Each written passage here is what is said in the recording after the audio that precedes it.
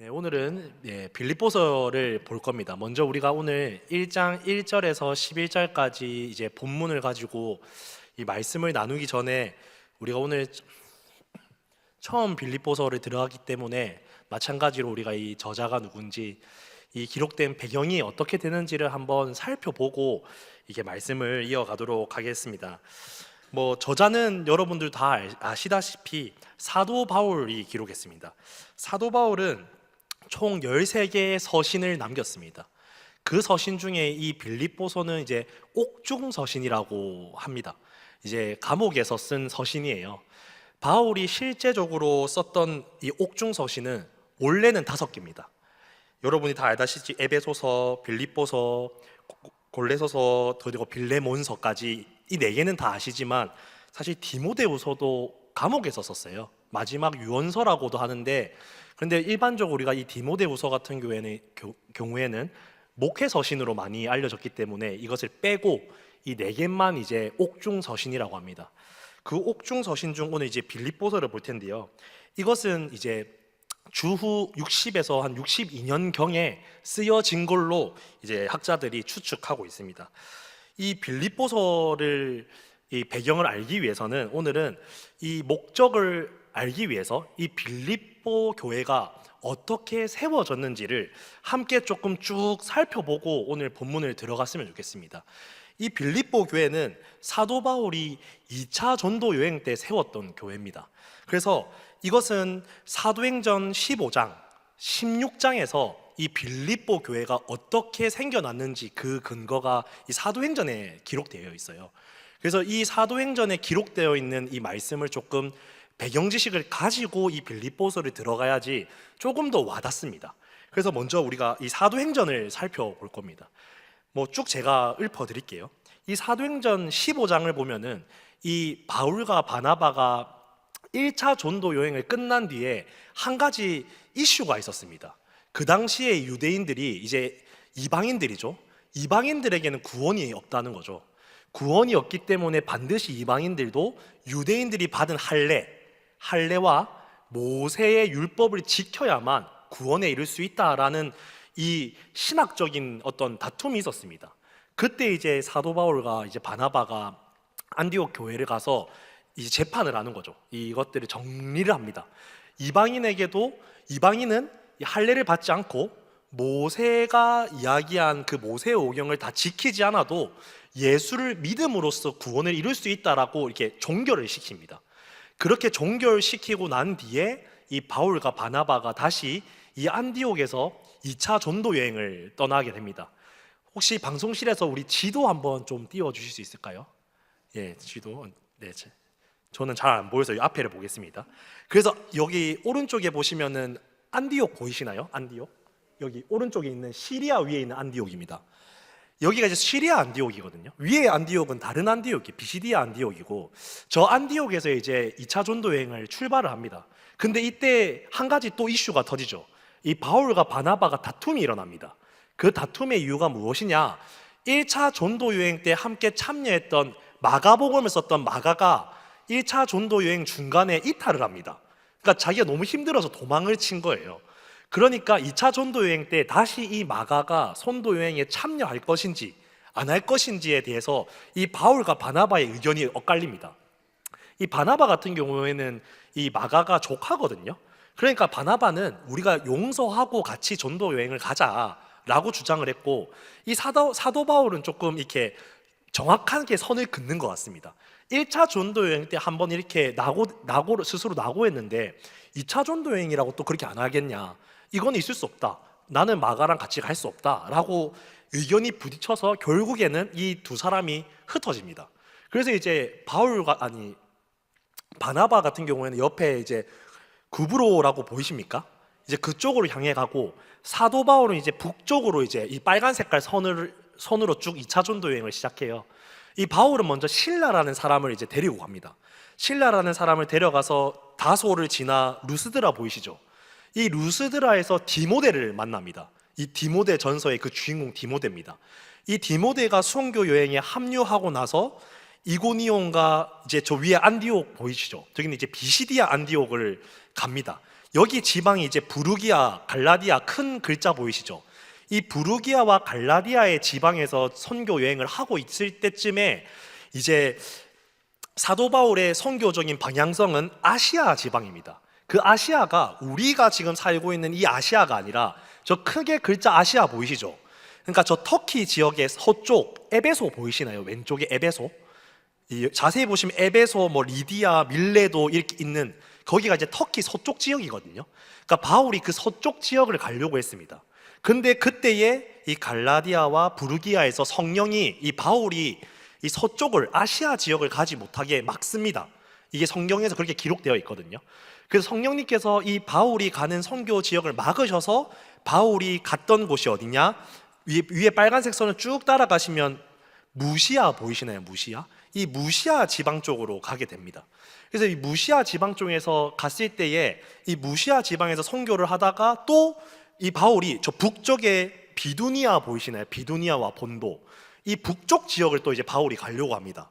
그때에 이번에는 성경에서 성령이 아니라 예수의 영이 또 바울을 막습니다. 그래서 바울이 또 그 길이 막혀서 이 무시아 가장 왼쪽에 드로아 보이죠? 드로아, 이 터키 지역의 끝자락입니다.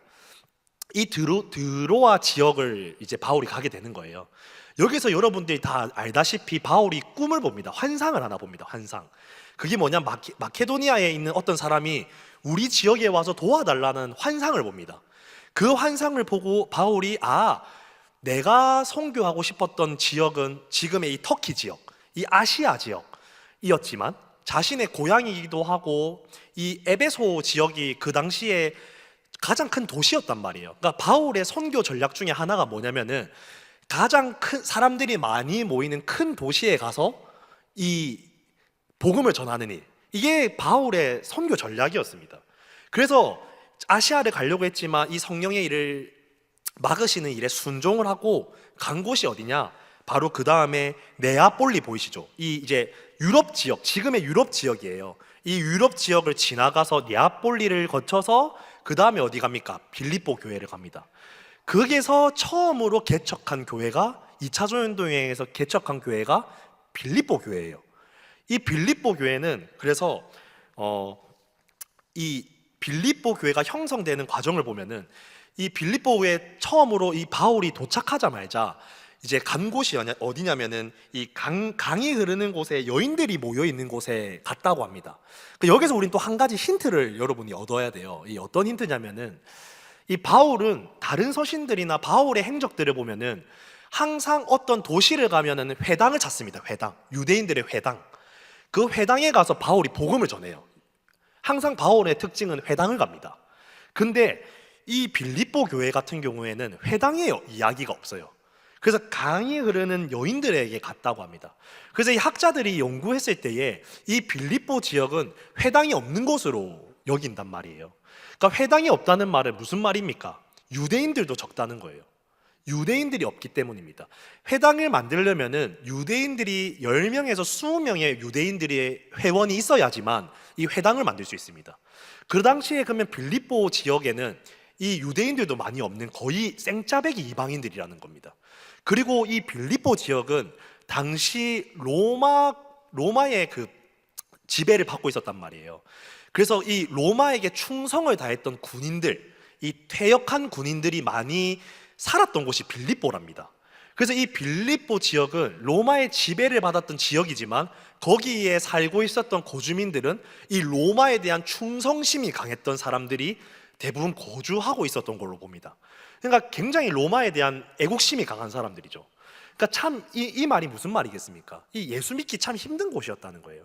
왜냐하면 기독교는 이 로마의 황제 숭배와 반대되는 종교였단 말이에요. 어쨌든 이런 지역에서 이 바울이 이 강가에 흐르는 곳에서 이 두아디라 출신의 루디아라는 여인을 만나게 됩니다. 그 여인에게 복음을 전해서 루디아와 이 가정이 예수를 믿게 됩니다. 그 다음에 이어서 이 바울이 이 한 점치는 여인이 바울을 따라다니면서 괴롭혔단 말이에요. 이 귀신 들린 여인이에요. 점을 잘 보는 무당이라고 생각하시면 돼요. 이 무당이 이 바울을 쫓아다니면서 저 사람은 하나님이 세운 큰 자다라고 이렇게 막 예언을 한단 말이에요. 이 듣기에는 참 좋은 말인 것 같지만 이 바울은 이것이 그 귀신 들린 종, 그 점치는 종이 하나님의 영광을 위해서 하는 것이 아니라 이 귀신을 통해서 하고 있는 것을 간파했기 때문에 바울이 이 귀신 들린 점치는 여인의 그 귀신을 빼버립니다. 그러니까 축사를 시켜버리는 거예요. 그렇게 돼서 난리가 납니다. 그 이유가 무엇이냐면요, 이 무당은 오늘날로 따지면은 엔터테인먼트 소속에 돼 있는 연예인이라고 생각하시면 돼요. 이 무슨 말이냐면요, 그 당시에 이 돈을 내는 게 뭐냐면은 이 점치는 여인들을 통해서 돈을 벌었던 사람들이 많습니다. 점괘를 통해서 돈을 벌면서 이렇게 몇 분의 자기 수당을 가져가는 일이라고 생각하시면 돼요. 그러니까 이 점치는 이 여인은 결국에는 어떤 사람들의 자기들의 자기들의 기업에 소속되어 있는 이 연예인이라고 생각하시면 됩니다. 그래서 제가 엔터테인먼트라고 한 거예요. 그러니까 자기의 소속돼 있던 이 점치는 여인의 귀신을 빼버리니까 이 여인이 점을 칠 수 있습니까, 없습니까? 이제 점을 못 치는 거예요. 점을 못 치니까 수익을 벌 수 있습니까? 못 버니까 못 벌게 되죠. 그래서 이 사람들이 이 바울을 잡아냅니다. 그래서 바울이 어디 갑니까? 감옥에 갑니다. 감옥에. 그래서 바울이 감옥에 가서 그곳에서 바울은 늘 기도하고 하나님께 찬양하고 있지 않습니까? 그러다가 이 옥에서 갑자기 지진이 일어납니다. 지진이 일어나자 옥의 문이 열리고 이 창고가 풀리고 옥의 문이 열렸단 말이에요. 그래서 그 당시에 이 감옥을 지키고 있었던 간수가 이제 이 수감되어 있던 이 감옥수들이 다 도망갔을 거라고 생각을 하고 이제 자신이 이제 자살을 하려고 합니다. 아, 이제 나 죽었다. 아, 이제 감옥자들 다 나가서 나 이제 죽겠구나 하고 자살을 하려고 하는데 이 바울이 부릅니다. 나 여기 있다. 나 도망 안 갔다. 걱정하지 말고 죽지 마라. 그래서 이 간수가 이 감동을 받아서 이 바울의 복음을 받아들이고 예수를 믿고 이 간수와 간수의 가정까지 복음이 전해져서 이 예수를 믿게 됩니다. 이것이 지금 빌립보 교회가 형성된 과정이에요, 여러분. 과정. 그럼 이 빌립보 교회의 형성 배경을 봤을 때 우리가 한 가지 캐치해야 되는 건 뭐냐면요, 바로 이겁니다. 바울이 원하지 않았던 여행이었습니다. 빌립보는 바울이 원하지 않았던 여행이었고 바울이 원하지 않았던 사역이었습니다. 요종의 귀신을 빼는 사역이 바울이 원하지 않았어요. 그냥 귀찮게 해서 뺀 거예요. 그리고 바울이 원하지 않았던 감옥에 갔습니다. 그곳에서 또 고난 속에서 하나님의 일하심을 봤죠. 그러니까 이 빌립보 교회의 특징은 뭐냐면요, 바울의 계획이 하나도 없었다는 겁니다. 바울이 원했던 여행도 아니었고 사역도 아니었고 자기가 원했던 감옥과 고난도 아니었습니다. 그러나 그가 그 속에서 하나님 앞에 찬송하고 기도하고 견디고 있었을 때에 형성됐던 교회가 바로 빌립보 교회라는 겁니다. 그래서 이 빌립보 교회는 바울에게 굉장히 특별한 교회입니다.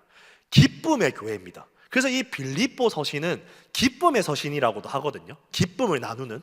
그래서 이게 교제하고 기쁨을 나누는 관계로 보시면 돼요.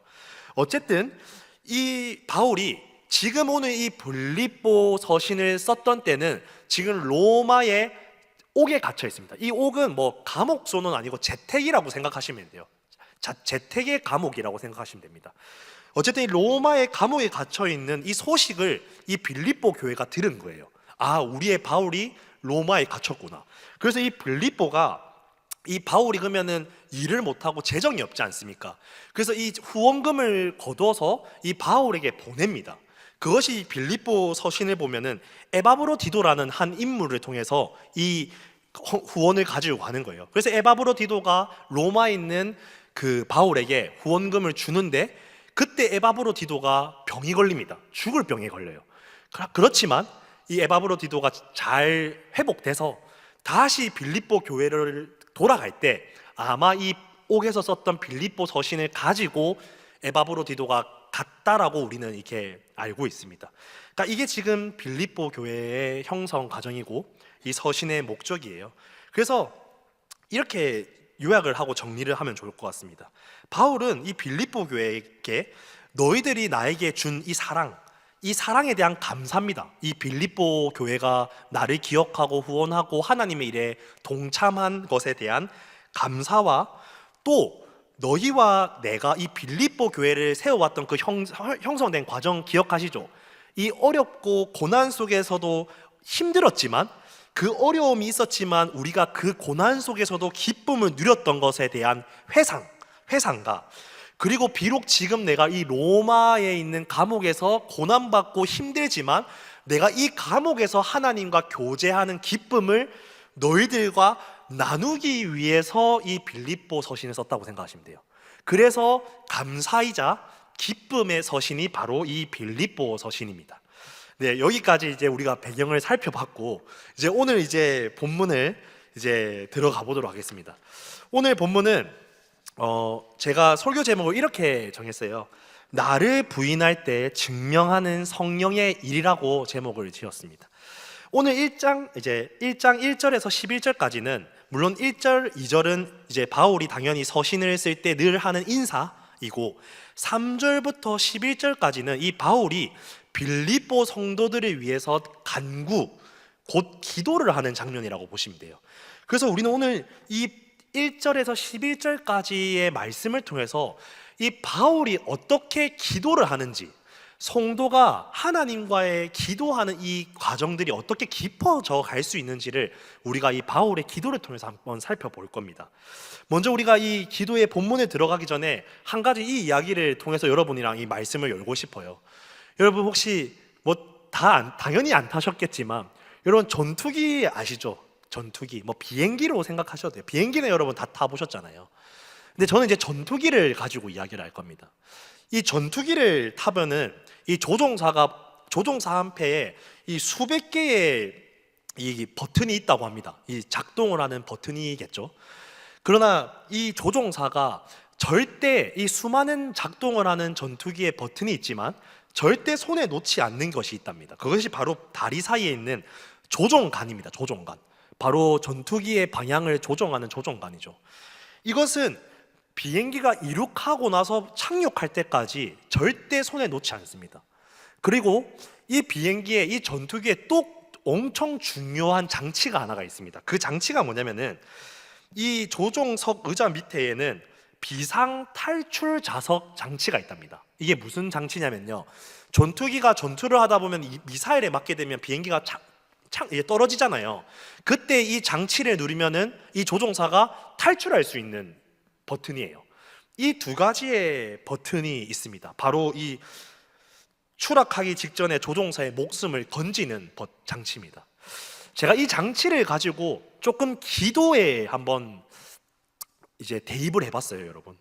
오늘 우리의 기도는 조종관인지 이 비상 탈출 자석의 장치인지 우리가 한번 고민해봤으면 좋겠다는 겁니다. 이 조종사의 생명을 지켜주는 이 비상 버튼은 이 조종사의 최후의 수단입니다. 최후의 수단. 근데 오늘날 많은 크리스찬들의 기도가 이 기도를 최후의 수단으로 많이 활용하는 것 같다는 거죠.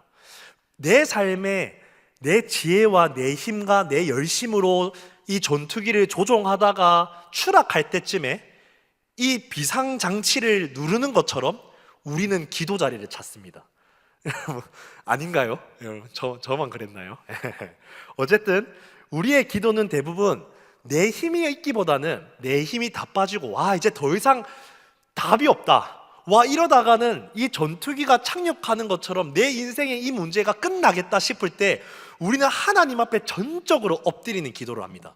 그 기도가 잘못된 기도라고 말하는 것은 아니고요, 우리가 성숙된 기도가 된다는 것은 이 조종사가 이륙을 하고 나서부터 이 조종관을 놓지 않는 것처럼 사실 우리의 기도는 이래야 됩니다. 이 조종관은 이 전투기를 움직이는 그 동력이죠. 원동력이죠. 이 장치를 통해서 비행기가 움직입니다. 마찬가지로 성도의 기도는 전투기를 움직이진 않지만 누구를 움직이십니까? 하나님을 일하게 하십니다. 하나님은 기도를 통해서 일하십니다. 그래서 우리의 기도는 조종관과 같아야 됩니다. 그냥 우리가 한번 잘 생각해 보자고요. 사실 우리의 기도는 평소에 늘 잡지 않죠. 우리가 비상탈출을 할 때에 급박하게 우리는 기도자 자리를 찾습니다. 그래서 우리가 오늘 이 기도, 이 바울의 기도를 가지고 오늘 우리의 기도가 어떻게 성숙될 수 있는지를 한번 같이 점검했으면 좋겠습니다. 먼저 본문 3절을 함께 읽겠습니다. 네, 읽겠습니다. 내가 너희를 생각할 때마다 나의 하나님께 감사하며라고 기록되어 있습니다. 그러니까 바울은 이 빌립보 교회를 생각할 때마다 감사하게 되는데 하나님께 감사합니다. 그러니까 이 바울의 기도를 하기 시작하기 전에 무엇을 하고 있습니까? 하나님께 감사하고 있다는 겁니다. 그러면 이 바울의 감사가 무엇이냐? 이 두 가지로 우리가 살펴볼 수 있어요. 첫 번째는 복음에 대한 한결같은 헌신에 대한 감사입니다. 아까 제가 배경을 설명했던 것처럼 지금 이 빌립보 교회가 바울의 옥살이를 기억하고 후원을 보냈습니다. 이 사랑이죠. 그 돈을 줘서 고맙기보다는 이 바울의 사역에 동참하는 이 빌립보 교회의 사랑에 대한 감사인 거예요. 그러나 단지 이 바울이 이 빌립보 교회의 후원에 대한 감사만 있는 것은 아닙니다. 이 바울에 대한 감사의 깊이를 알려면은 이 본문 5절과 6절을 한번 봐야 됩니다. 먼저 5절을 함께 읽어보겠습니다. 너희가 첫날부터 이제까지 복음을 위한 일에 참여하고 있기 때문이라 라고 기록하고 있습니다. 그러니까 이 빌립보 교회는 첫날부터 이제까지 쭉 복음을 위한 일에 참여하고 있다는 말입니다. 그러니까 빌립보 교회가 형성되기 시작할 때부터 지금까지 한 번도 복음을 위한 일에 참여하지 않은 적이 없다는 거죠. 여기서 참여하고 있기 때문이라는 말이 코이노니아라는 단어입니다. 이 원어가 그렇거든요. 이 교제예요, 교제. 그러니까 그리스도와 교제하는 이 복음을 위한 일에 대해서 쉬지 않았다는 겁니다. 그것에 대한 감사예요. 그러니까 이 빌립보 교회가 이 복음을 위한 일에 대한 감사를 하고 있습니다. 두 번째로는 이 감사가 무엇이냐면요, 바로 6절을 보시면 됩니다. 6절을 읽겠습니다. 너희 안에서 착한 일을 시작하신 이가 그리스도 예수의 날까지 이루실 줄을 우리는 확신하노라 라고 되어 있습니다. 그러니까 하나님의 주권적 섭리에 대한 감사죠. 그러니까 이 빌립보 교회가 너희 안에 착한 일을 했답니다. 이 빌립보 교회가 복음을 위한 일을 잘하고 있죠. 그러나 이 착한 일을 시작하신 이가 누구냐? 이 이가 바울입니까? 아니죠. 빌립보 교회입니까? 아닙니다. 이 이는 바로 성부 하나님입니다. 그러니까 이 빌립보 너희들이 지금 복음을 위한 일을 하고 있는 이 이유는, 이 착한 일을 시작하신 것은 바울인 나도 아니고 너희도 아니고 하나님의 섭리였다는 겁니다. 하나님이 너희에게 지금 이 착한 일을 하게 하셨다는 겁니다. 아까 제가 이 빌립보 교회를 형성했던 과정을 떠올리시면 돼요. 제가 핵심을 말했죠. 이 빌립보 교회의 형성은 바울이 원했던 여행도, 바울이 원했던 사역도, 바울이 원했던 감옥도 아니었습니다. 그러니까 바울이랑 전혀 상관없는 성령이 하신 일이고, 성령이 하신 일을 통한 이 착한 일을 하나님이 빌립보 교회를 통해서 시작했다는 겁니다. 그리고 나서 말하는 것이 무엇입니까? 착한 일을 시작하신 이가, 그 하나님이 그리스도의 예수의 날까지 이루실 줄을 우리는 확신한다라고 기록되어 있습니다. 이 예수의 날이 무엇입니까? 우리가 다 알다시피 재림이죠. 예수가 다시 오실 그날까지 하나님은 너희에게 시작한 이 착한 일의 무언가를 반드시 이루신다는 확신입니다. 이것에 대한 감사를 바울이 지금 고백하고 있는 거예요, 여러분. 여러분, 이게 감사예요, 여러분. 감사. 여러분, 오늘날 우리의 감사의 이유가 무엇입니까, 여러분? 세상 속에서 우리가 감사하는 이유가 무엇입니까? 우리는 감사하기 위해서는 반드시 조건이 붙습니다. 오늘 내가 기도한 것, 여러분, 오늘 내가 기도하다가 내가 급하게 아이폰 최신 폰을 바꾸고 싶단 말이에요. 요즘 제 아이폰이 조금만 내비를 키면은 발열이 돼가지고 너무 느리더라고요. 그래서 제가 하나님께 기도를 했습니다. 아이폰 최신 폰 좀 사주십시오. 휴대폰 좀 사주십시오. 하나님이 아이폰을 누구를 통해서 사주셨습니다. 그때 나는 당연히 감사하겠죠. 조건부입니다. 무엇하기 때문에 우리는 감사를 많이 하죠. 이 감사가 잘못된 건 아닙니다, 여러분. 우리는 무엇하기 때문에 감사할 수 있어야 됩니다. 사실 오늘 시대는 조건을 주었지만 감사하지 않는 세대도 많죠. 감사가 없습니다.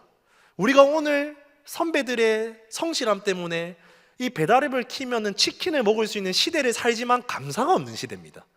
더 먹고 더 마시지 못하고 더 누리지 못해서 정신적으로 많이 아픈 세상입니다. 근데 안타깝죠. 세상에서 말할 수 있는 감사도 없는 이 한국 시대를 살고 있습니다.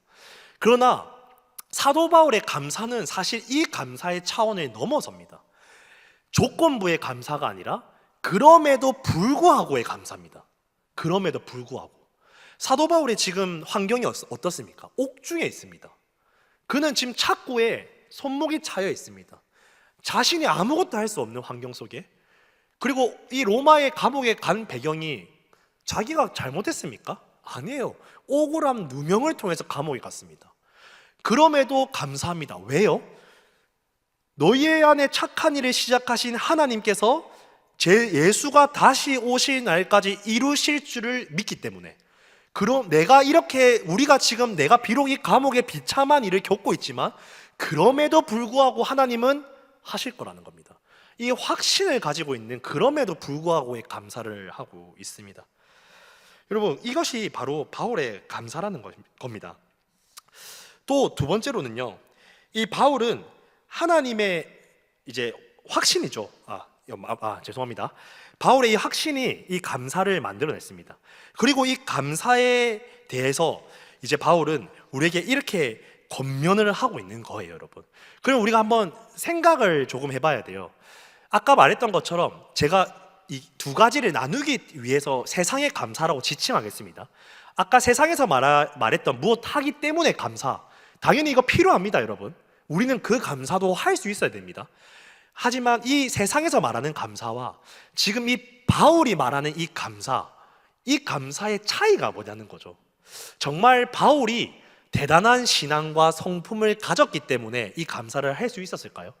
도덕적으로 윤리적으로 잘 살았기 때문에, 바울이 우리보다 공부도 많이 했고, 물론 공부 많이 했습니다. 바울은 실력도 좋았어요. 그러나 바울이 실력이 좋고 공부를 열심히 했기 때문에 이 깊은 감사의 차원을 깨달았냐? 우린 이 질문을 해봐야 되는 거죠. 이 감사는 참 우리의 힘으로 하기 어렵습니다.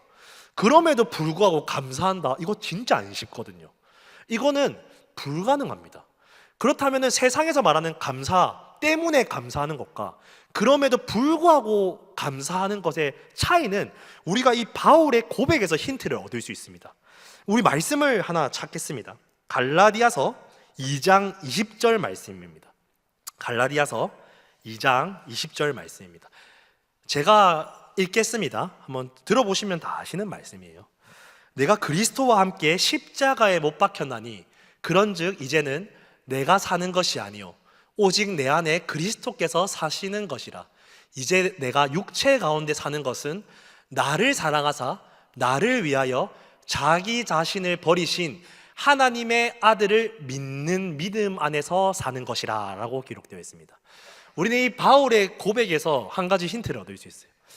바울은 다른 거는 모르겠지만 이 말씀에서 한 가지의 비밀을 깨달았습니다. 그리스도와 함께 십자가에 못 박혔나니 라는 이 말씀 보이십니까? 이 말씀을 다른 말로 표현을 하면은 자기 부인입니다. 자기 부인. 십자가는 자기 부인입니다, 여러분. 이 바울은 자기 부인을 했던 사람입니다. 여러분, 이것이 바로 바울이 그럼에도 불구하고 감사할 수 있는 비밀이에요, 여러분. 바울이 공부를 많이 했기 때문에, 실력이 좋기 때문에, 도덕적 성품이 좋기 때문이 아니에요. 봐봐요, 바울이 바나바랑 싸웠던 일이 뭡니까? 그 마가 그냥 수용해줘도 되는 거, 그 뭐라고 자존심 부리냐고요. 그거 좀 용서해주면 됐는데 바울이 고집 부려서 싸워갖고 지금 선교했단 말이에요. 그러니까 이 바울은 불같은 성격이었습니다. 성품이 그렇게 좋아 보이진 않아요. 실력은 좋은 것 같은데, 머리는 좋지만. 그렇기 때문에 바울의 실력이 아니라 바울이 감사를 고백할 수 있었던 것은 바로 자기 부인을 했다는 겁니다. 여러분, 이게 왜 중요할까요? 여러분, 내 뜻, 내 생각, 나의 기도에서 나를 부인하기 시작하면 비로소 무엇이 보이는 줄 아십니까? 내가 부인되면 나를 통해서 하실 성령의 일이 보이기 시작합니다. 여러분, 이게 비밀입니다. 오늘 내 것이 부인되지 않고 나의 것들이 비워지지 않았는데 성령의 일을 하고 있다? 죄송합니다, 여러분. 거짓말입니다. 물론 우리가 우리의 기도의 과정 속에서 나의 것과 성령의 것이 싸워지는 과정을 통해서 우리는 성화되어 가는 과정은 반드시 필요합니다. 제가 말하는 것은, 그래서 오늘부터 내가 부인되지 않고 성령의 일만 남지 않은 기도는 틀린 기도입니다를 말하는 것이 아니라, 우리는 두 마음을 품을 수 있지만 내 마음속에 하나님과 재물, 마태복음에 말하잖아요. 재물과 하나님을 겸하여 섬기지 마라. 근데 우리는 연약한 죄인이기 때문에 세상의 것과 하나님의 것에 두 마음이 충돌한단 말이에요. 이게 신앙생활이란 말이에요. 그 신앙생활 속에서 우리가 이 바울이 고백하는 이 깊은 감사의 고백은 자기 부인의 신앙에 이 어떠한 치열한 싸움이 있지 않고서는 우리는 성령의 일을 할 수가 없다는 거예요. 여러분, 성령의 일을 볼 수가 없다는 겁니다. 이게 비밀이에요. 그러니까 바울은 이 갈라디아서 2장 20절에서 내가 그리스도와 함께 십자가를 못 박음을 통해서 이제는 내가 사는 것이 아니라 나를 통해서 그리스도가 함께 하실 일을 보기 시작했다는 겁니다. 그로 인해서 이 바울은 이 빌립보 교회에 대한 하나님의 마음이 부어진 겁니다. 하나님께서 내가 잘해서 이 빌립보 교회를 개척한 것이 아니라 하나님은 나를 통해서, 바울이 무엇 했습니까? 이 서쪽 아시아 지역을 갈 때에 성령이 막으실 때에 자기 부인을 했죠. 자기 부인을 했습니다. 또 무시아 지역에서 북쪽으로 가려고 할 때 예수의 영이 막을 때 또 무엇을 했습니까? 바울이 자기 부인을 했습니다. 그리고 드로아까지 가니 그때서 성령이 환상을 보여주기 시작합니다. 저 유럽 지역에, 저 마케도니아 지역에 너 보낼 거야. 그 환상을 보고 바울은 비로소 깨달은 겁니다. 나를 부인시키더니 하나님이 아시아도 북쪽도 아니라 유럽을 보내려고 했구나. 그때 들린 겁니다. 그리고 그는 순종하여 갔습니다. 거기서도 순탄했습니까? 빌립보 교회에 형성되는 과정 속에서도 자기 부인을 했어요. 그냥 회당이 없는 거예요. 그냥 강가를 가다가 여인들을 만나서 복음을 전했습니다. 예수를 믿었어요. 이미 그 여인 루디아는 기도하는 자였어요, 여러분. 기도하는 자. 이미 하나님이 준비한 자였단 말이에요. 그래서 사역, 그 귀신 들린 종을, 그 점치는 여종을 축사하는 일, 바울이 원해서 했습니까? 아니요. 귀찮게 했단 말이에요, 여종이. 그 종이. 귀찮아서 축사했어요. 귀찮아서 축사했더니 감옥에 갔습니다. 감옥에서 자기는 가만히 그냥 있었는데 지진 나서 감옥이 풀렸는데 간수 혼자 자살하려고 하길래 야, 왜 죽어? 했는데 그가 예수 믿고 가족이 예수를 믿어서 형성된 게 빌립보 교회예요. 그러니까 바울은 내가 자기 부인만 했는데 빌립보 교회가 만들어진 거라는 거예요. 지금 자기 부인을 했는데 하나님이 빌립보 교회를 통해서 이제는 자신이 감옥에 있는 이 사역에 동참하여서 에바브로디도를 통해서 빌립보 교회가 로마의 감옥에 갇힌 사도 바울의 사역에 동참하고 있다는 겁니다. 여러분, 이게 감사한 거예요. 바울의 감사는 자기의 공로가 없습니다. 타인의 공로도 없습니다. 오로지 누가? 하나님께서 하신 그분의 영광에 대한 감사를 지금 고백하고 있다는 겁니다. 어렵죠, 여러분. 벌써 이 기도를 하기 전부터 이 바울은 이 감사를 고백하고 기도를 해요. 참 부담스럽습니다. 우리는 감사가 어디 있어요? 일단은 울고 회개하고 막 대적기도도 하다가 하나님이 말씀을 주셔서 기뻐서 감사를 하잖아요. 그러나 이 바울은 지금 어느덧 레벨의 기도를 하고 있는 거예요. 이 감사부터 고백을 하고 기도를 한다는 겁니다.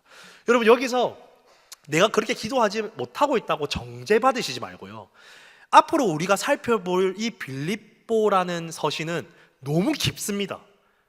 정말 깊습니다. 그래서 이것을 우리가 정죄받고 비교당하라고 말하는 것이 아니라 이것이 바로 우리가 가야 될 방향이라고 생각하시고 말씀을 들으셔야 돼요. 이대로 못합니다. 이대로 했으면 우리 다 바울같이 살고 있고 지금 벌써 천국 갔어요, 여러분. 안 되니까 바울이 지금 남긴 거예요. 이렇게 권면하는 겁니다. 아시겠죠? 어쨌든 이렇게 감사를 시작했습니다. 이어서 우리 말씀을 읽겠습니다. 그리고 4절 말씀입니다. 간구할 때마다 너희 무리를 위하여 기쁨으로 항상 간구함은이라고 되어 있습니다.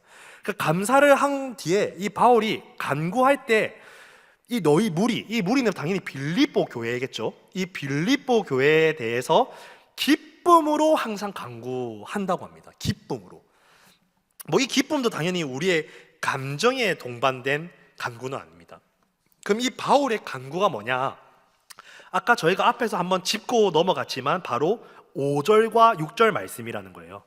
너희가 첫날부터 이제까지 복음을 위한 일에 참여하고 있기 때문에 이것에 대한 간구, 시작입니다. 근거죠. 이 기쁨은 아마 이 기쁨의 간구의 근거는 바로 5절과 6절입니다.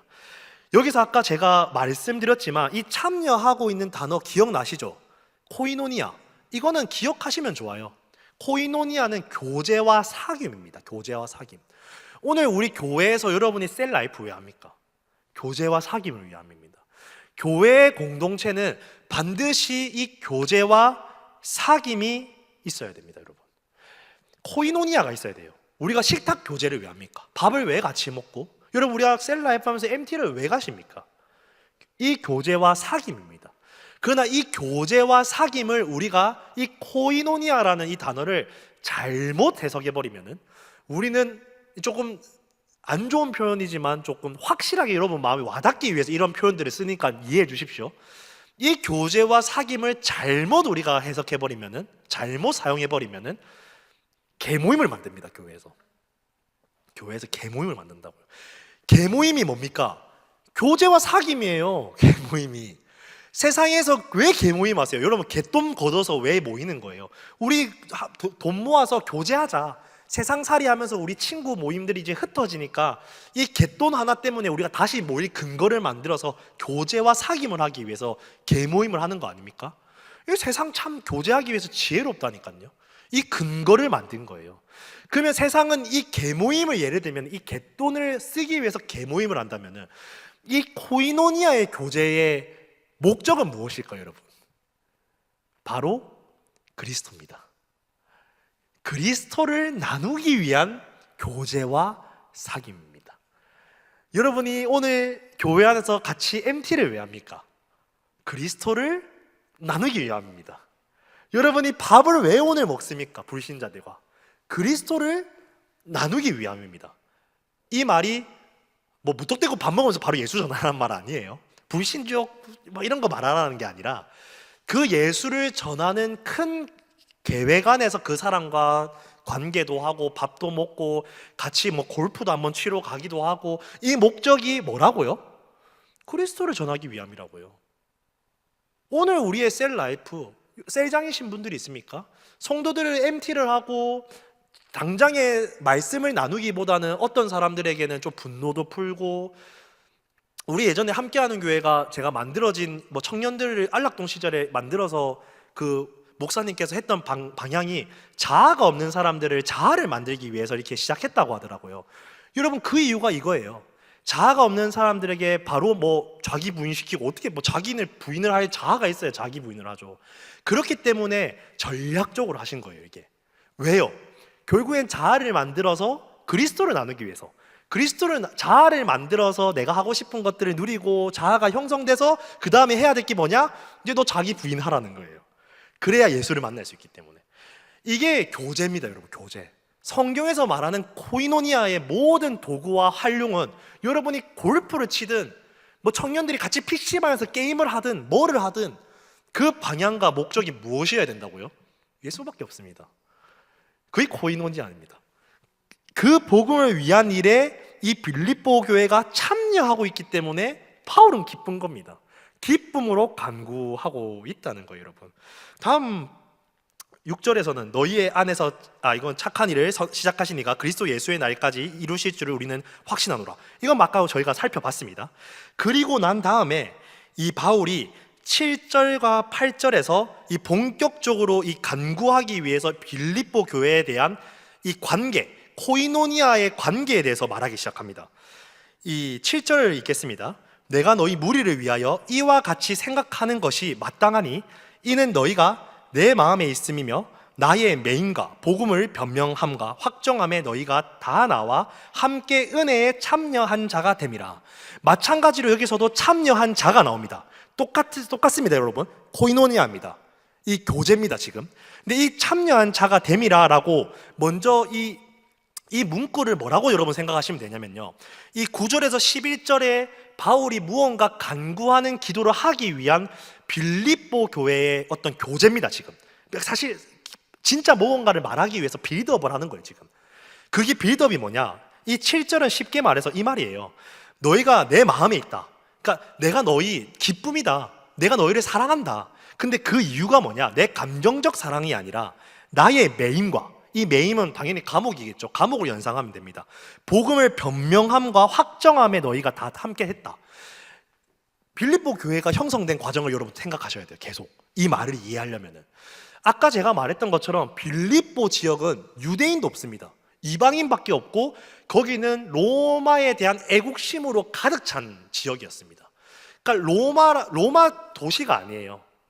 로마의 도시는 아니지만 로마의 애국심이 가장 강력했던, 또 그 당시에 무역의 활로로서 부흥했던 도시입니다. 그러니까 로마에 대한 이 자존감이 얼마나 높았겠습니까? 이 자존심이.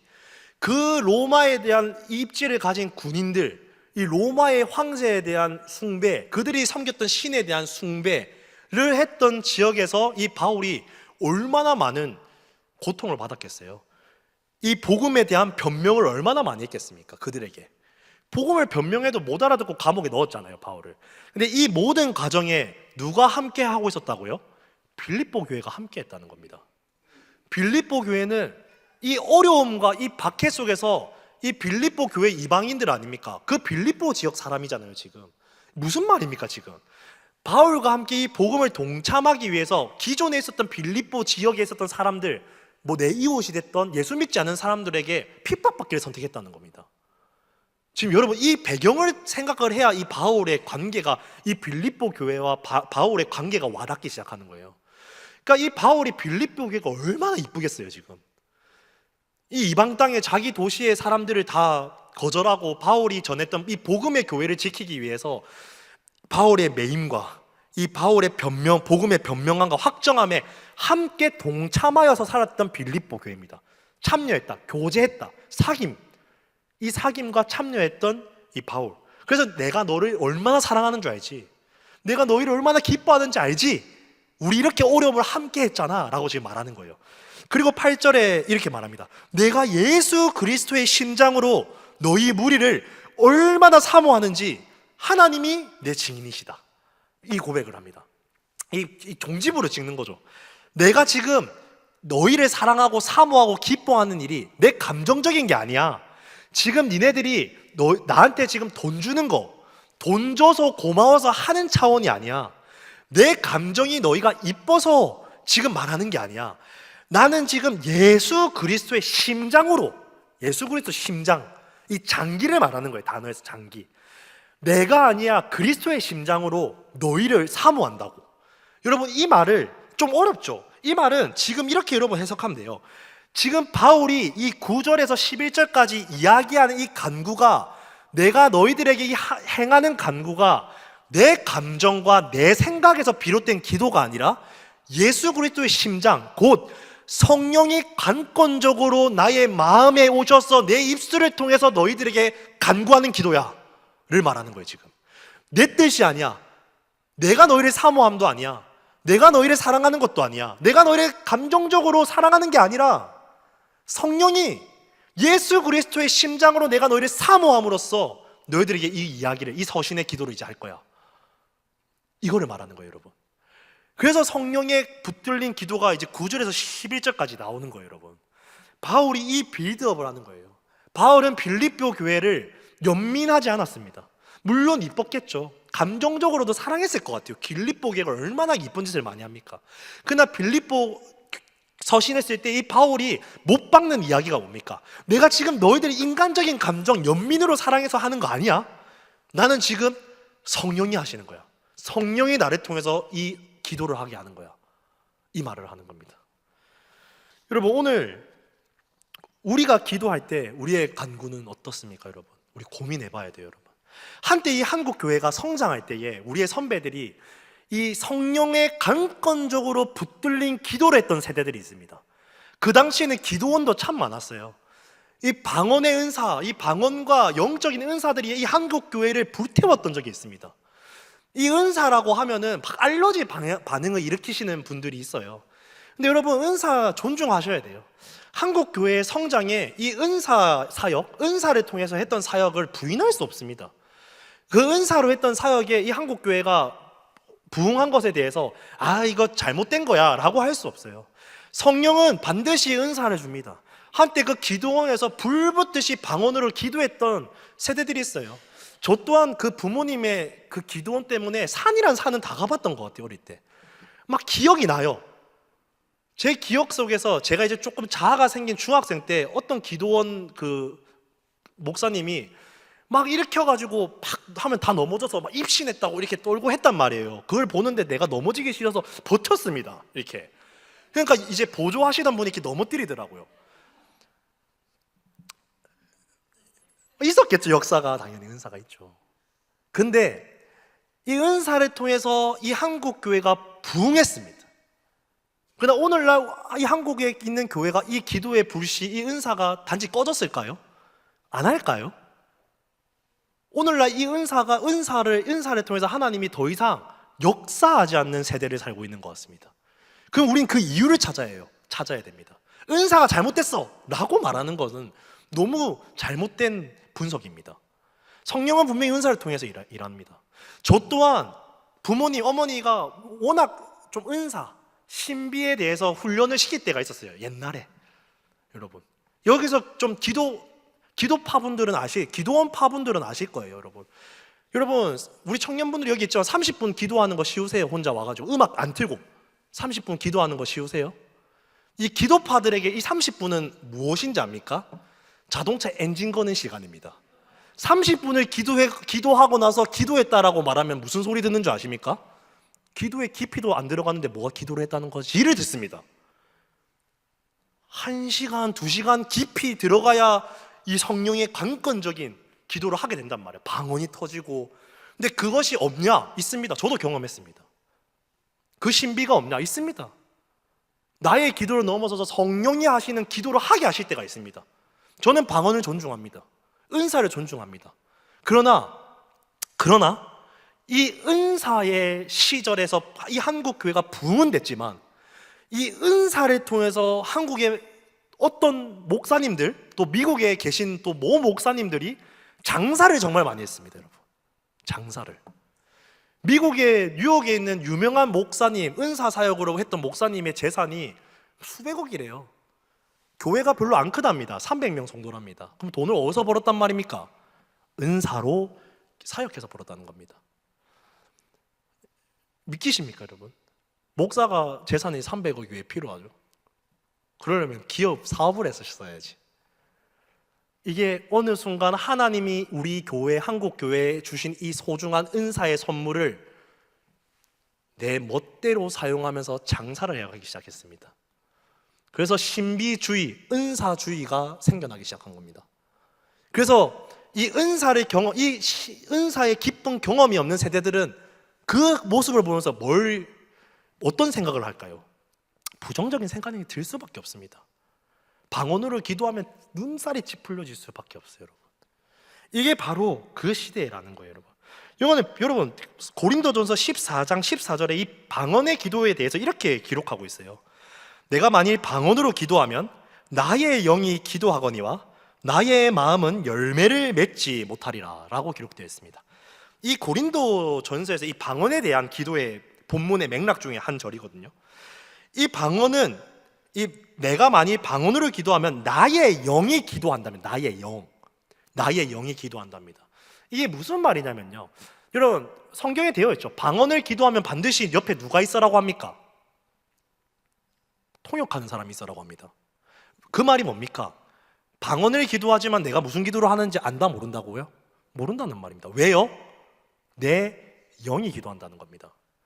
내 영이 기도한다는 것은 내 이성, 지혜, 경험, 육신의 차원을 넘어선 성령의 강건적인 그분이 이 땅에서 하실 일과 사역에 대한 기도를 우리의 입술을 통해서 하게 하신다는 겁니다.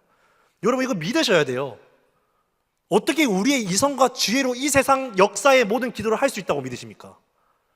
하나님은 성도에게 이 방언이라는 은사를 통해서 자신이 할 사람의 이성과 지혜로는 감히 판단할 수도 생각할 수도 없는 일들을 준비하시고 하시기 위해서 누구에게 기도하기를 원하신다고요? 우리의 입술을 통해서 기도하기를 원하신다고요. 여러분 이걸 신비주의다라고 성끄우면 안 됩니다. 분명히 성경에 기록되어 있습니다. 내 영이 기도한다고. 근데 내 영이 기도를 하는데 후반부에 뭐라고 되어 있습니까?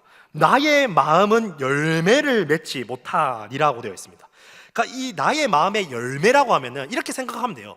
이 기도는 내가 원하는 간구의 열매를 얻을 수 있다고요, 없다고요? 없다는 말이에요. 내 열매와 상관이 없는 기도입니다. 그러면 여러분, 내 열매를 구하는 간구 기도가 제가 잘못됐다라는 말을 하는 거 아닌 거 아시죠? 우리는 우리의 필요와 체험을 구할 수 있지만 바울이 지금 간구하는 기도의 깊이의 말씀은요, 우리가 생각하는 기도로 여러분이 접근해 보면 빌립보서 서신이 우리가 이해할 수가 없다고요. 바울의 지금 신앙의 경지라는 표현은 웃기지만 깊이에서 우리가 일반적으로 배운 기도를 생각하지 마시라고요, 여러분. 은사주의 방언은 없어. 저는 그 말을 하고 싶어요. 여러분이 방언 기도를 안 해봤기 때문에 방언이 없다고 하는 겁니다. 마찬가지입니다. 은사와 신비주의만 하시는 분들에게 이 말을 하고 싶어요. 방언을 건강하게 기도하십시오. 성경대로 기도하라는 말이에요, 여러분. 이 방언의 기도, 내 마음의 기도는 내 지성과 이해로 하지만 사도 바울이 말하는 이 깊은 간구의 방언의 기도는 무엇이냐면요, 바로 성령이 나의 입술을 통해서 자신이 하실 일에 대한 관건적인 기도를 하겠다는 겁니다. 그 기도를 하기 위해서는 우리에게 반드시 무엇이 필요한 줄 아십니까, 여러분? 이 기도의 전제는 무엇이 필요하신 줄 아십니까?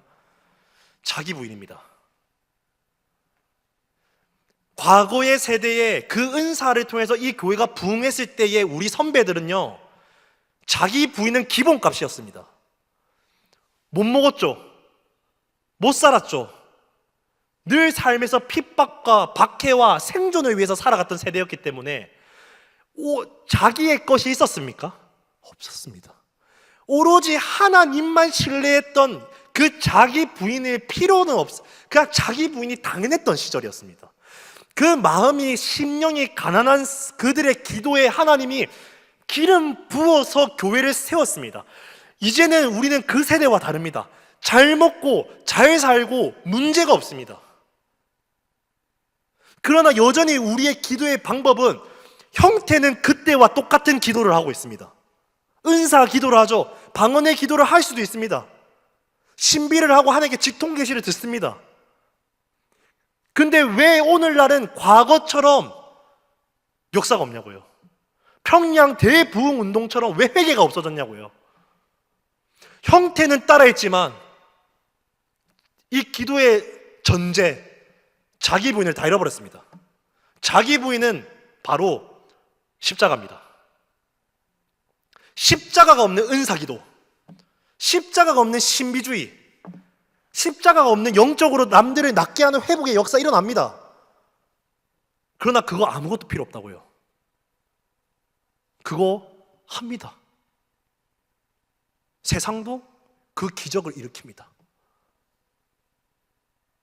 그거를 가지고 와서 교회에서 내가 예수를 믿고 있다, 잘 믿고 있다, 거짓말하면 안 됩니다. 오늘 우리의 기도는 자기 부인이 되어버렸습니다. 나의 기도를 곰곰이 생각해 보십시오.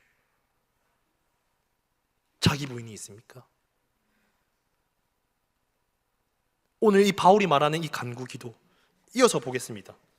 9절에서 11절에서 이 바울은 빌립보로 향한 이제 간구를 본격적으로 시작합니다. 9절에서 내가 기도하노라 너희 사랑을 지식과 모든 총명으로 점점 더 풍성하게 하사. 이 말은 무슨 말이냐면요, 사랑을 지식과 모든 총명으로 풍성하게 하라고 합니다. 그러니까 사랑하라는 말이죠. 이 말을 또 이해하기 위해서는 빌립보 교회를 봐야 됩니다. 이 빌립보 교회가 사랑을 잃어버렸다는 거예요. 지금 이 빌립보 서신의 뒤를 보면은 이 교회에 지금 분열이 있습니다. 두 여인이 싸우고 있어요. 이 분열, 우리 나중에 살펴볼 겁니다. 이 교회에 분열이 일어나기 시작하고 사랑이 잃어버리고 있습니다. 그래서 바울이 이 성령의 관건적인 기도를 통해서 너의 사랑을 회복해, 이 사랑을 지식과 모든 총명으로 점점 더 풍성하게 하라 간구합니다. 하나님께 이들이 그 사랑을 회복하도록 하나님 지식을 주시고 총명을 주시고 풍성하게 해주십시오. 두 번째입니다. 너희로 지극히 선한 것을 분별하며 또 진실하여 허물 없이 그리스도의 날까지 이루고 라고 간구합니다. 여러분, 이 말이 뭘까요? 여기서 선한 것이란 단어는 다른 단어로는요, 특출난 것, 구별된 것으로 해석할 수 있습니다. 그럼 이 말이 무슨 말입니까? 이 빌립보 교회가 형성됐을 때 얼마나 특출났습니까? 여기서 특출난 거는 세상에서 말하는 실력 좋은 특출남이 아니에요. 복음을 위해서 참여했던 그 특출남, 사도 바울과 이 복음을 위해서 참여했던 그 어려움과 고난과 예수 하나만 믿고 싸워왔던 그 특출나고, 그 빌립보에 살았던, 도시에 살았던 사람들과 구별된 빌립보 교회의 구별됨으로 특출나게 살았던 너희가 이제 어떻게 됐다고요? 빌립보 교회가 지금 특출남이 다 잃어버렸다고요. 지금 빌립보 교회가 세속적이 버렸다고요. 지금 세속적인 교회가 되었고 사랑을 잃은 교회가 되었습니다. 그래서 뭐라고 합니까? 지극히 선한 것, 특출나고 구별된 것을 분별하며 진실하여 허물 없이, 언제까지요? 그리스도의 날이 이를 때까지 하라는 겁니다. 이제 본격적으로 바울이 간구 기도를 하기 시작합니다. 때리는 거죠, 복음으로. 이제 마지막입니다. 11절, 예수 그리스도의 말미암아 의의 열매가 가득하여 하나님의 영광과 찬송이 되기 원하노라. 지금 이 기도를 빌립보 교회에게 한다고요? 아니요, 빌립보 교회에 대한 하나님의 성령의 강건적인 기도가 지금 나오고 있는 겁니다. 이게 무슨 말인 줄 아세요? 빌립보 교회의 분열의 회복과 특출난 것에 대한 회복은 누구의 계획이라는 겁니까? 하나님의 뜻이라는 겁니다. 바울의 개인적인 연민, 내가 이 빌립보 교회를 개척했으니까 너희 교회가 이렇게 돼야 되라는 그 연민의 기도가 아니라 성령은 이 빌립보 교회를 통해서 하실 일이 있다는 거예요, 지금. 그래서 이 바울을 통해서 날카롭지만 아프게 찔러내는 기도를 하고 있다는 겁니다, 여러분. 여러분, 우리는 이 기도가 회복되어야 될 줄 믿습니다. 여러분, 우리가 한 가지 살펴볼 거예요. 예수님이 세 명의 제자들과 겟세마네 동산에 올라간 거 아시죠? 기도를 하기 시작합니다. 겟세마네 동산에서 예수와 기도를 할 때 이 세 제자가 잡니다. 그때 예수가 뭐라고 합니까? 마태복음 26장 40절에서 나와 함께 한시도 깨어 있을 수 없더냐 라고 말합니다. 이 동산에 올라가면 좀 걸었으니까 피곤해서 잘 수도 있지, 예수님 너무 팍팍한 거 아닙니까? 우리 그런 마음이 들지만 예수가 한시도 깨어 있을 수 없더냐라는 말의 이유가 무엇인지 압니까? 이 겟세마네 동산에서 기도한 뒤에 일어나는 일이 뭔 줄 아세요? 십자가 사건입니다. 지금 이 겟세마네 동산에서 예수가 이 제자들과 하고자 하는 기도가 무슨 기도인 줄 아세요? 내 개인 기도요? 내 간구 기도요? 아니요. 이 세상의 역사를 통치하시는 하나님이 이제 십자가라는 사건을 일으키기 직전에 성령의 강건적인 기도를 우리가 기도하자고 모였더니 이 사도 3명, 이 제자 3명이 뭐 하고 있었다고요? 자고 있다고요. 왜 잡니까? 무엇을 기도해야 되는지 모르고 있다는 겁니다. 무엇을 기도해야 되는지를 모르고 있다고요. 그래서 잡니다.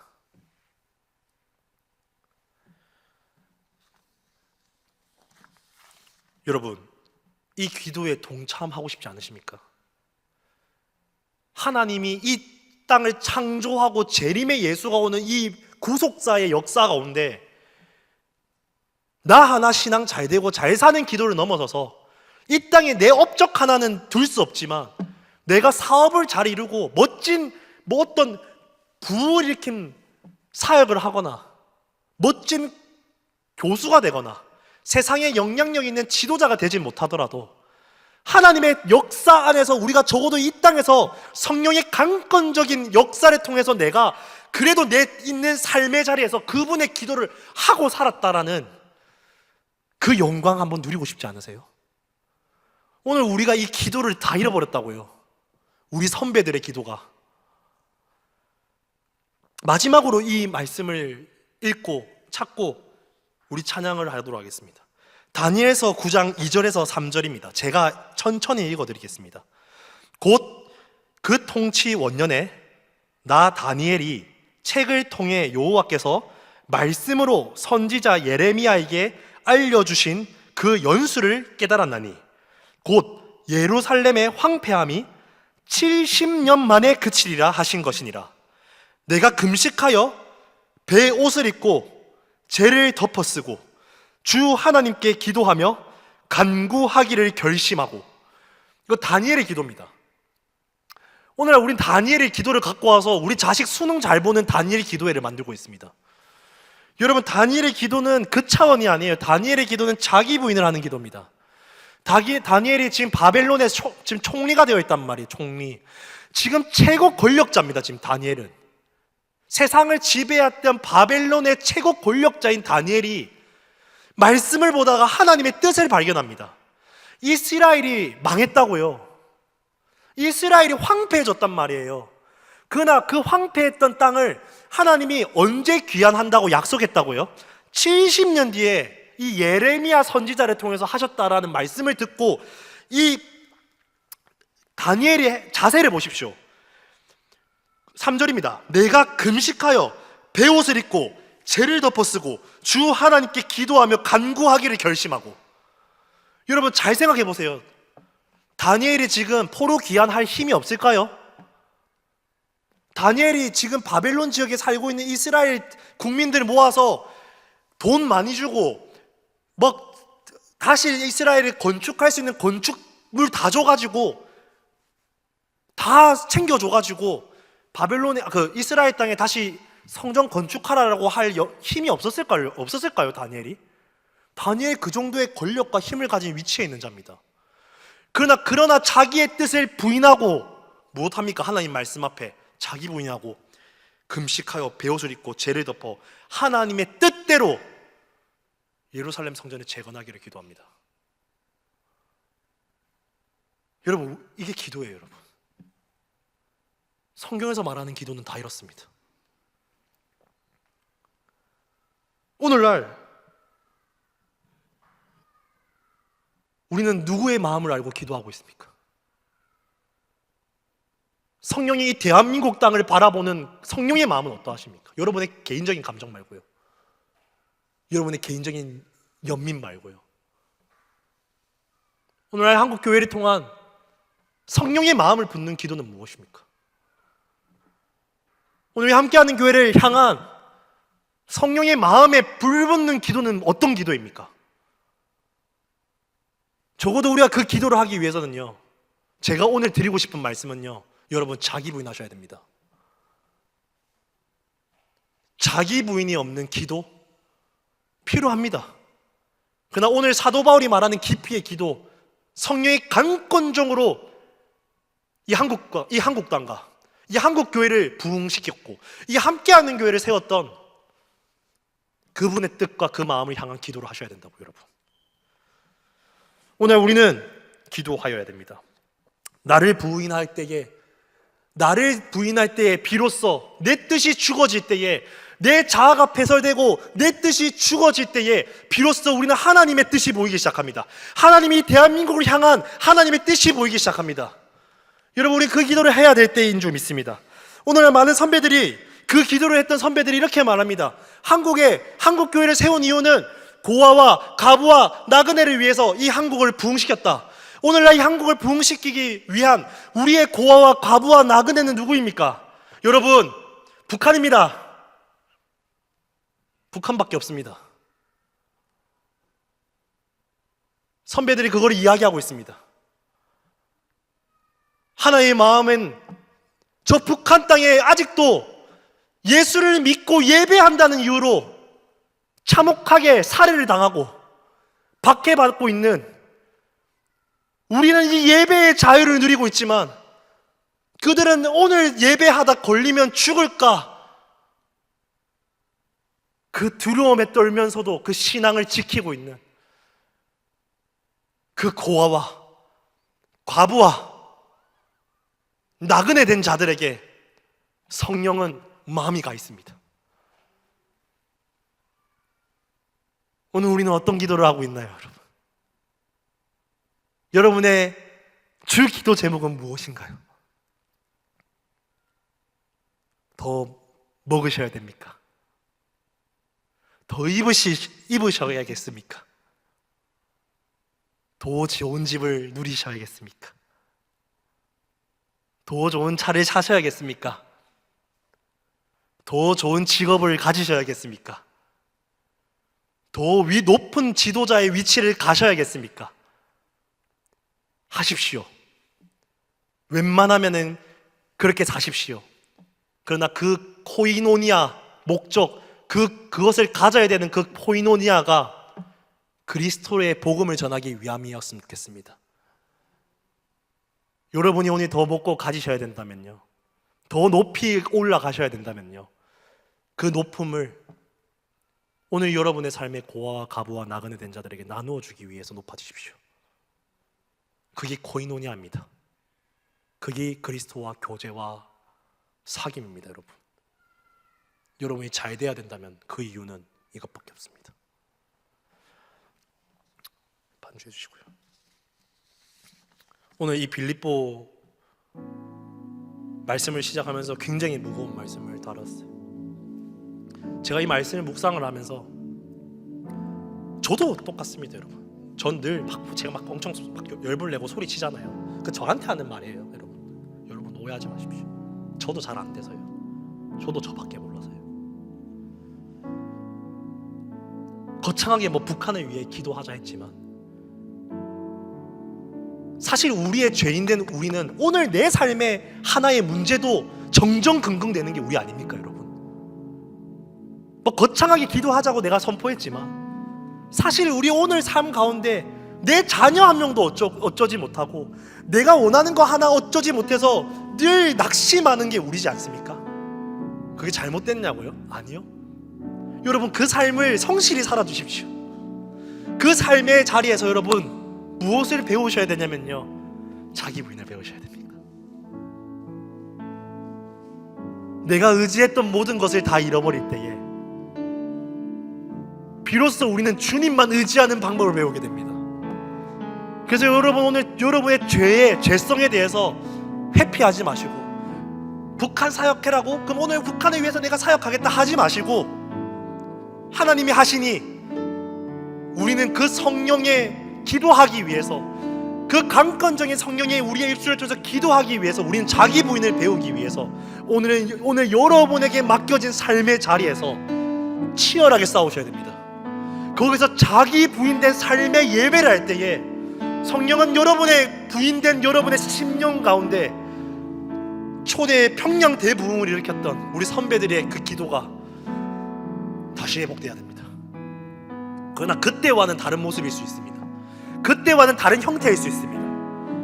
그 기도가 회복되어야 됩니다. 그래서 우린 자기 부인을 여러분 배우시길 소망드립니다. 오늘 제가 제목을 말씀드립니다. 나를 부인할 때 증명되는 성령의 일이라고 했습니다. 우리가 부인만 했을 뿐인데 성령이 하신다고요. 사도 바울이 자기 부인밖에 안 됐는데 빌립보 교회를 세워버렸답니다. 우리가 봐야 될 건 이겁니다.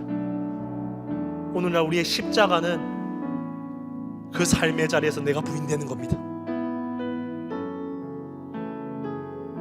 우리 예배를 회복해야 됩니다. 이 시간 우리 찬양할 겁니다. 주만 의지해라는 찬양할 거예요, 여러분. 우리 너무 많이 의지할 것들이 있는 시대 아닌가요? 한국교회는, 한국당은. 이 한국 시대는 너무 부흥했습니다. 예수가 아니라도 잡을 게 너무 많습니다. 그래서 하나님은 우리를 기다려주세요. 의지했던 모든 것이 다 놓아질 때까지 우리 이 시간 함께 그 찬양을 했으면 좋겠습니다. 의지했던 모든 것,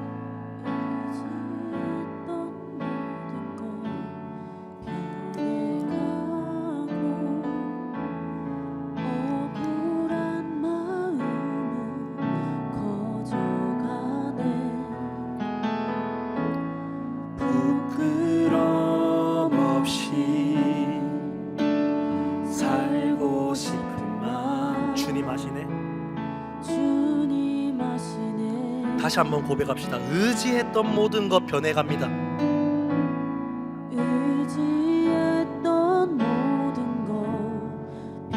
이게 하나님이 허락하셨다고 생각하고 의지했더니 또 변합니다. 그때 억울하죠. 우리 다 부끄러움 없이 사도 바울처럼 신앙생활하고 싶잖아요. 우리 마음 주님 다 아세요. 살고 싶은데 잘 안 되는 거 하나님 아십니다. 하나님 정죄하지 않으십니다. 모든 일을 선으로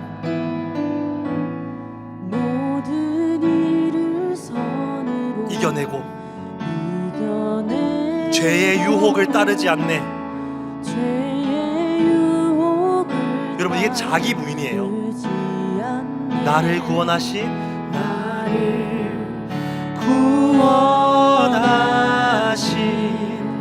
영원한 그 사랑, 크신 그네 날 붙드시네. 주어진 내 삶이 작게만 보여도 선하신 주님, 이끄신 분의 중심을 보십니다. 주님만 따르기, 날 택하신 주님만 의지하기 원합니다.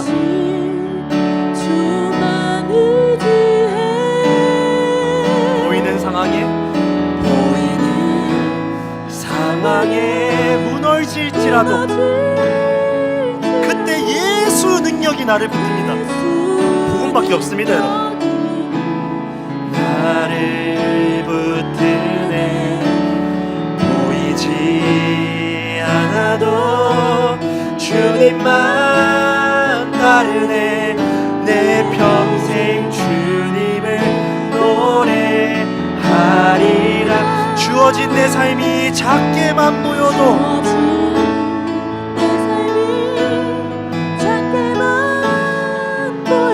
선하신 주님,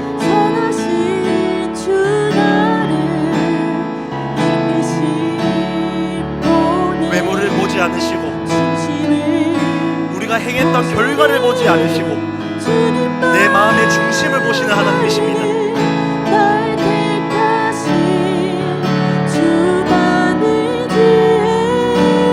그러나 우리는 보이는 성에 또 무너질 겁니다, 여러분.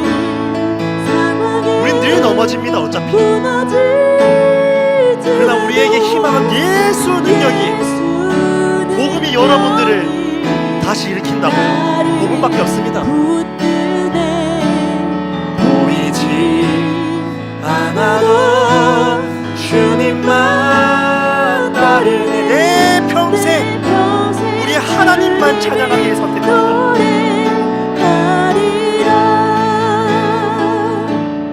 여러분, 이게 사도 바울의 고백이에요.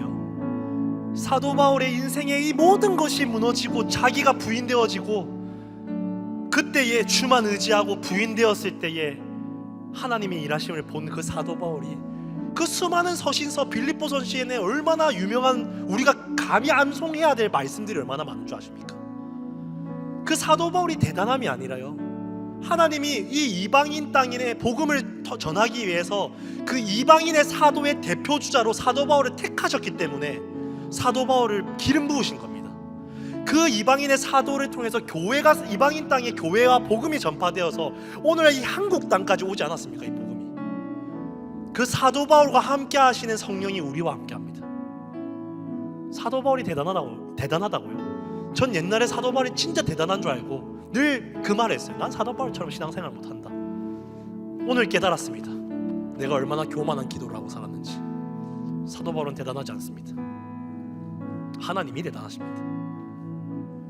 그 돌갑고 승질머리 더러운 사도 바울, 똑똑하긴 하지만 교만해갖고 사람 죽이고 예수 그리스도를 박해했던, 고쳐 쓸 수 없는 그 살인마 사도 바울을 예수 십자가의 복음으로 바꿔내신 겁니다. 내가 부인될 때 여러분이 바뀔 겁니다. 내가 부인될 때 우리가 바뀌기 시작합니다. 여러분, 다시 우리 찬양 고백할 거예요, 여러분.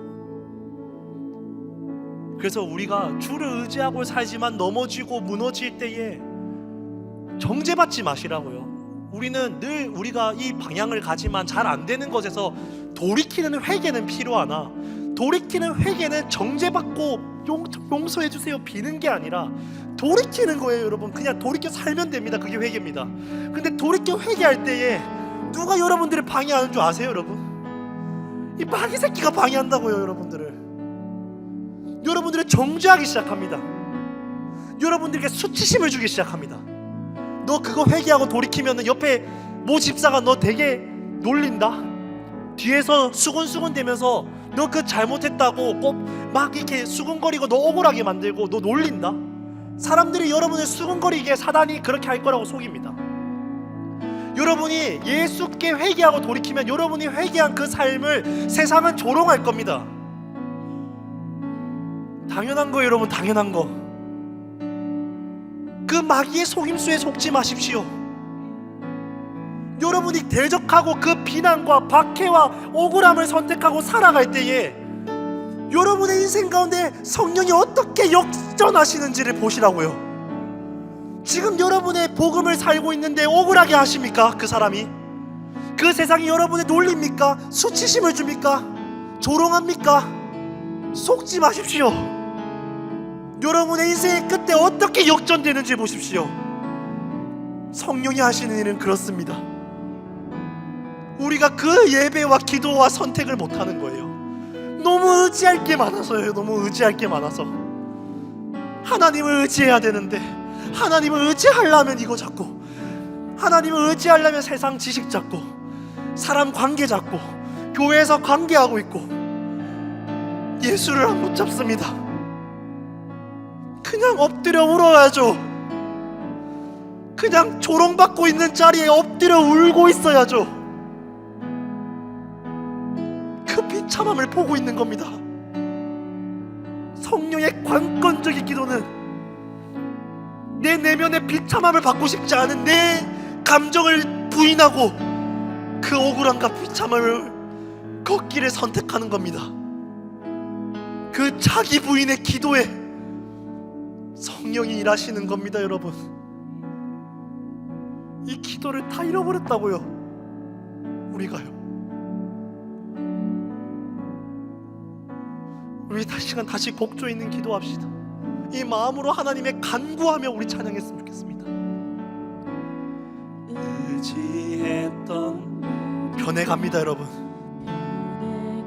세상의 모든 것은 변해갑니다. 우린 늘 억울해서 이 자리에 오지 않습니까? 그러나 하나님은 이렇게 말하는 거예요.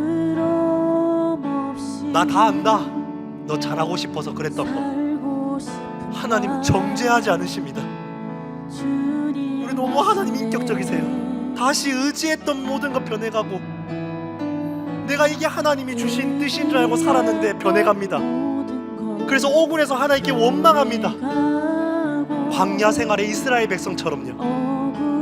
그렇게 원망하는데요, 하나님은 이렇게 말하는 거예요. 괜찮아. 너가 부끄러움 없이 살고 싶은 너의 중심 내가 알아. 주님은 아십니다. 옆에 사람들은 조롱할지 모르겠지만 모든 일을 선으로, 그때 우리는 이것을 배워가기 시작하는 거예요. 이겨내고 죄의 유혹을 따르지 않게 됩니다. 내 힘으로 할 수 없지만 자기 부인을 통해서 성령님께 싸우기를 선택하는 거예요. 넘어지더라도. 그때 나를 구원하신 영원하신 그 사랑, 그 크신 은혜가 나를 그 삶을 뛰어넘게 합니다. 우리 다시 한 번 더 고백합시다. 모든 일을 선으로 이겨내고, 여러분 기억하셔야 돼요. 모든 일을 이겨내기 위해서 또 싸우지 않습니까? 세상에 잘 안 되잖아요. 넘어지잖아요. 그러나 우리가 포기하지 않고 자기 부인하는 그 싸움을 살면요, 나를 붙드신 구원하신 그 영원하신 그 성령 하나님께서 여러분의 능과 힘이 아니라 성령 하나님의 힘으로 하신다고요. 여러분 이거 믿으셔야 됩니다. 날 붙드시네. 주어진 내 삶이 작게만 보여도, 내 삶이 작게만 보여도 선하신 주 나를 이끄신 보내. 중심을 보시는 주님만 주만 의지해. 보이는 상황에 우리의 심령은, 우리의 마음은 무너집니다. 내 마음은 낙심이 되고 좌절됩니다. 보이지 않습니다. 주님의 그 길이, 하나님의 하실 일들이 보이지 않습니다. 그러나 내가 주님을 따르기를 내가 부인하는 겁니다. 노래하리라. 주어진 내 삶이 작게만 보여도, 작게만 보여도 선하신 주 나를 이끄시 보내. 중심을 보시는 주님만 따르네. 날 택하신 주만 의지해. 보이는 상황에 무너질지라도 이 한국만 보면은 무너질 것 같은 낙심이 들지라도 하나님 나라는 무너지지 않습니다. 하나님 나라는 무너지지 않습니다. 보이지 않아도 주님만 따르네. 내 평생 주님을 주가 일하십니다. 여러분, 주가 일하시네. 주가 일하시네. 주가 일하시네. 주께 아끼지 않는 자에게 주가 일하십니다. 주가 일하시네. 주가 일하시네. 신뢰하며 얻는 자에게 주가 일하시네. 주가 일하시네. 주가 일하시네. 주께 아끼지 않는 자에게 주가 일하시네. 주가 일하시네. 신뢰하며 얻는 자에게. 날이 저물어 갈 때, 날이 저물어 갈 때, 빈들에서 걸을 때, 그때가 하나님의 때입니다.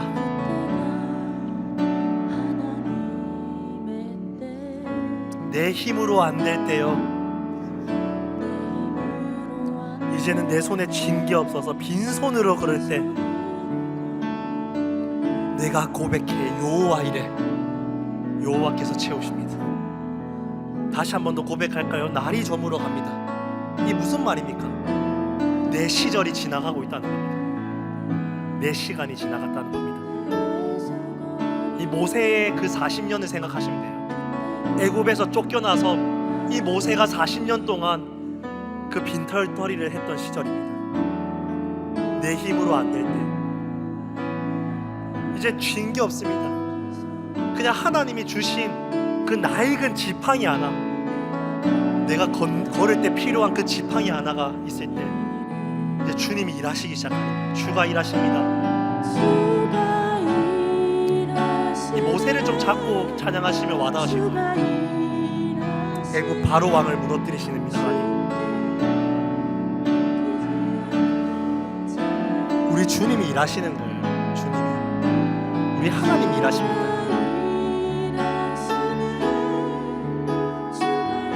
신뢰하며 걷는 자에게.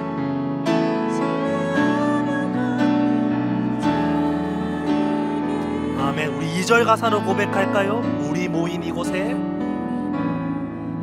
주님 함께 하십니다. 이 교회에 성령님이 함께 하시는 거예요. 우리 그래서 누릴 줄 알아야 돼요. 누림이 잘못된 게 아닙니다.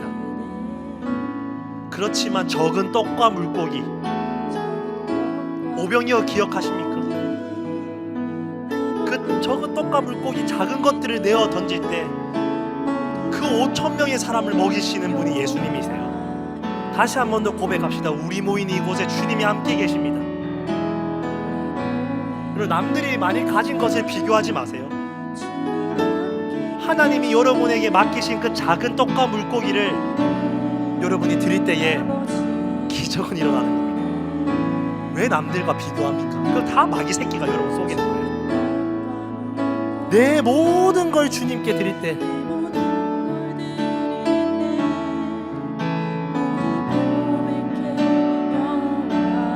주가 일하십니다. 주가 일하시네. 주가 일하시네. 주가 일하시네. 주께 아끼지 않는 자에게 주님이 일하십니다. 주가 일하시네. 주가 일하시네. 신뢰하며 걷는 자에게 아멘. 주가 일하십니다. 주가 일하시네. 주가 일하시네. 주가 일하시네. 주님께 아끼지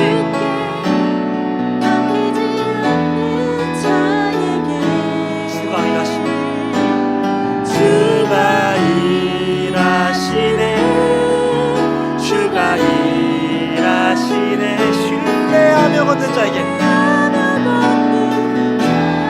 우리 마지막으로 고백합시다. 주가 일하십니다. 주님만 하실 수 있습니다. 하나님만 하실 수 있습니다. 아멘. 주가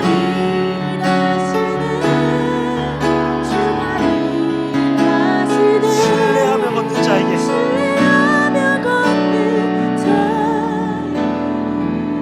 아멘. 주님, 여러분 아멘이십니까?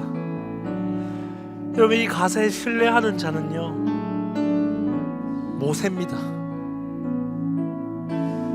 한국 지금 교회 목회하시는 좀 선배입니다. 선배 좀 유명하신 분인데 이 언론에서도 많이 나오시고 있습니다. 그분이 옛날에 좀 어릴 때였어요. 좀 옛날이었어요. 뭐 이렇게 그분이 강의하는 설교 프로그램 하나 들었는데 그분이 자기가 목회 선배, 자기가 세웠던 선배 목사님이 그 조용기 목사님 세대였답니다. 그 밑에 이 선배가 그 목회 생활을 배우면서 딱 하나를 배웠대요. 하나님한테 자아배설. 그 선배 목사에 대한 전적인 순종을 배웠답니다. 이거는 내 자아가 없는 순종이 아니에요. 오해하시면 안 됩니다. 고민하지 않고 생각하지 않는 무조건적인 순종이라고 생각하지 마십시오. 그 목사님이 그 순종을 했던 이유는요 내 손에 남은 것이 없고 내 자존심, 내 고집밖에 남지 않았는데 그것까지도 하나님께 굽히기 위해서 순종했답니다. 제가 그 강의를 들었습니다. 예전에 저도 잘 안 되더라고요. 저 젊잖아요. 되게 진짜 고집 세거든요. 저 잘 안 되더라고요. 참 힘들었습니다. 근데 그 선배 목사님이 그 강의를 들으면서 지금 그 사람이 목회를 하시면서 저 사람들이 할 수 있는 저 사역은 자기 부인을 하지 않고서는 갈 수 없는 길을 가구나. 자기 부인을 했구나. 내가 배워야 될 길이 그거였구나. 여러분 우리가 순종해야 되는 이유가 뭔지 아십니까? 자기 부인을 배우기 위해서. 여러분 무조건적인 순종과 복종은 내 뜻은 옳지 않고 당신의 뜻이 옳습니다를 고백하기 위해서 무조건적인 순종을 하셔야 돼요. 여러분 그냥 저 사람이 말하는 것을 따라가자, 그냥 그 좋게 가자, 마음 편하게, 그건 순종이 아니에요. 여러분 그게 무슨 순종이에요? 그거 그냥 평화 유지하는 거죠. 오늘 우리가 얼마나 잘못된 순종을 공동체에서 많이 말하고 있는 줄 아십니까? 순종은 나를 부인하는 겁니다. 그 선배의 강의가 그때는 저 목회에 갈 생각도 없었어요. 그때 20대 중반에 그냥 제 인생의 신앙생활 하면서 그분의 말씀을 잡고 기도할 때에 부어줬던 마음이었습니다. 그때 제가 얼마나 하나님 앞에 엎드려 오는지 모르겠습니다. 그게 안 되는데 어떻게 해요? 안 돼서 이러고 있습니다. 저도. 여러분, 자기 부인을 기억하십니다. 우리가 이것을 예배하고 기도할 뿐인데 하나님은 그것을 예배 받으셔서 우리가 상상하지 못할 일들을 행하실 것입니다. 이제 제가 기도하고 우리 주기도문하고 수요상대학을 마치도록 하겠습니다. 하나님 아버지, 오늘 이 빌립보서 강해를 시작하면서 이 사도 바울의 기도를 가지고 오늘 우리의 기도와 많이 점검해 보았습니다. 이 말씀이 우리에게 수치를 주고 좌절을 주고 내가 할 수 없을 것이라는 낭망을 주는 것이 아니라, 낙심을 주는 것이 아니라, 저런 불같은 고쳐 쓸 수 없는 사도 바울도 고쳐내신 그 하나님을 바라보게 하시고, 그 성령의 강건적인 기도가 나를 부인하는 십자가를 고백했을 때에 일어난다는 것을 기억하여서 오늘 우리의 삶에 주어진, 각자의 삶에 주어진 그 삶의 예배를 드려서 그들의 삶 가운데 빌립보 교회에 행하신 하나님의 일하심이 일어나기를 소망드립니다. 무엇보다 이 시간 지금 저 위에서 우리 함께하는 교회의 새 가족으로 온 영혼들이 말씀과 기도를 가지는 시간을 가집니다. 주님, 오늘 우리의 먼저 된 성도들이 이 자기 부인된 삶을 살아날 때에 이제 이 교회에 들어온 저 성도들이 우리의 신앙을 보고 우리의 기도를 보고 배워서 이 깊이 있는 기도를 따라올 수 있도록, 우리 그 다음 세대를 세워갈 수 있도록 우리 큐티학교 주님 붙잡아 주시옵소서. 모든 것 주님께 맡겨드립니다. 성령님 감사드리며 예수 그리스도 이름으로 기도합니다. 아멘. 이 시간 우리 예수님이 우리에게 가르쳐 주신 기도로 마치도록 하겠습니다. 하늘에 계신 우리 아버지여, 이름이 거룩히 여김을 받으시오며 나라가 임하시오며 뜻이 하늘에서 이루어진 것 같이 땅에서도 이루어지이다. 오늘 우리에게 일용할 양식을 주시옵고 우리가 우리에게 죄 지은 자를 사하여 준 것 같이 우리 죄를 사하여 주시옵고 우리를 시험에 들게 하지 마시옵고 다만 악에서 구하시옵소서. 나라와 권세와 영광이 아버지께 영원히 있사옵나이다. 아멘. 네, 수요 성령대학 마치도록 하겠습니다.